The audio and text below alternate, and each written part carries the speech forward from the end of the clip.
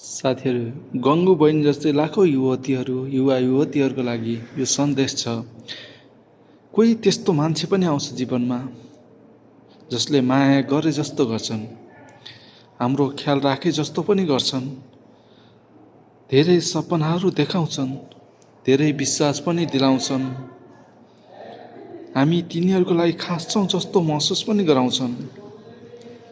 तर अन्त्यमा सबै भत्ताभङ्ग बनाएर गङ्गु बहिनीलाई जस्तो अवस्था पनि पुर्याउँछन्। त्यसैले हाम्रो लाखौँ चेलीबेटीहरू होसियार र सचेत रहनुपर्ने देखिन्छ।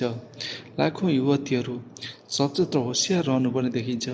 त्यसैले यस लाखौँ युवा युवतीहरूको लागि सन्देशको लागि सबैजना सचेत हुनको लागि यो भिडियो सक्दो सेयर गरेर सबै सामु पुर्याइदिनु होला भन्दै भिडियोबाट बिदा हुन्छु। हस्त, धन्यवाद। सबैजना सचेत रहनुहोला यस्तो यो कामबाट भन्दै बिदा हुन्छ। हस्त, धन्यवाद। जय नेपाल।